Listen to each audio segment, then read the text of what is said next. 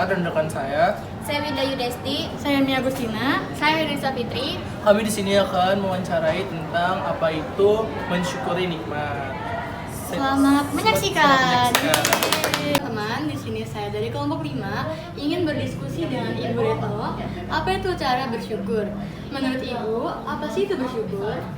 Bersyukur itu kita menghargai, menikmati, kemudian mencintai apa yang sudah Allah berikan.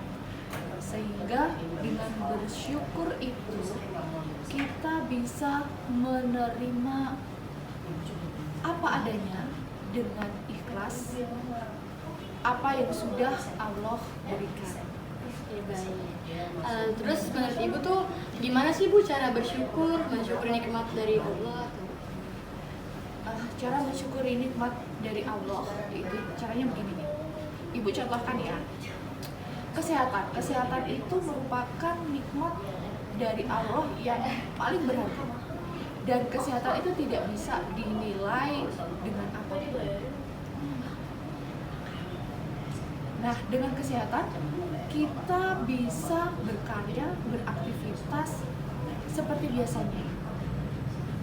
Misalkan sekolah, mau berangkat ke sekolah, kalau kita dalam kondisi sakit, kita juga di sekolah kan tidak akan konsentrasi.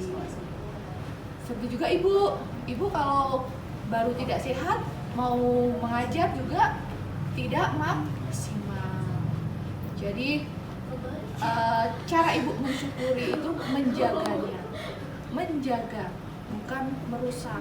Apalagi nih biasanya kan kalau cewek-cewek remaja-remaja itu pengen pakai skincare ini, skincare itu, kayak gitu kan. Nah, itu kalau nggak cocok kan malah justru merusak apa yang sudah Allah berikan. Udah bagus-bagus malah dirusak.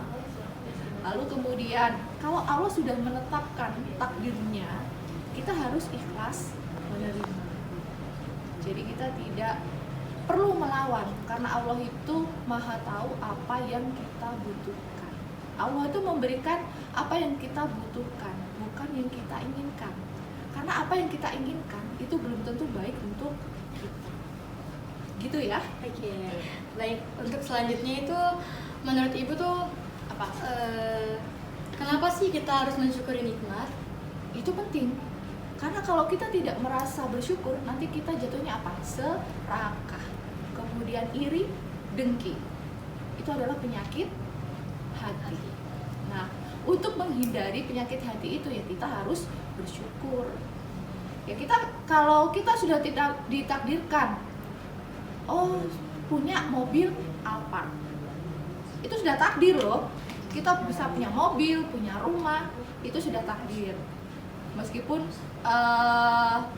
punya harta itu bisa diupayakan, tapi kalau kita tidak ditakdirkan oleh Allah mempunyai itu semua, ya kita tidak akan bisa punya kayak gitu.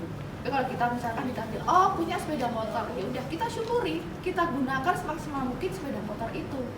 Kita ditakdirkan punya mobil, ya kita gunakan semaksimal mobil itu. Jangan lupa apa yang sudah kita miliki itu ada hak orang lain juga. Jadi ketika mungkin ada orang lain yang mau numpang, ya kitanya ya jangan pelit gitu. Contohnya gitu.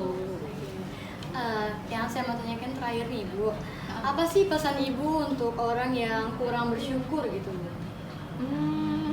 Untuk orang yang kurang bersyukur, mungkin lebih mendekatkan diri kepada Allah, mempelajari Al-Quran dan hadis dengan intensif, atau mungkin bisa sharing dengan guru agama, atau mungkin main ke pondok pesantren, berdialog dengan ustadz-ustadzah di sana, kemudian bergaul dengan orang-orang yang soleh, atau mungkin bisa gabung di Rohis agar diri kita mengetahui kenapa sih kita harus bersyukur, dasarnya apa. Nah, di situ kan ada. Nah, dengan mengetahui di Al-Quran ada di surat apa, kemudian hadisnya bagaimana. Nah, secara tidak langsung kita juga akan bersyukur. Oke, terima kasih Ibu, kita telah berdiskusi tentang bersyukur. Sekian dari kelompok 5. Wabillahi taufiq wal hidayah. Wassalamualaikum warahmatullahi wabarakatuh.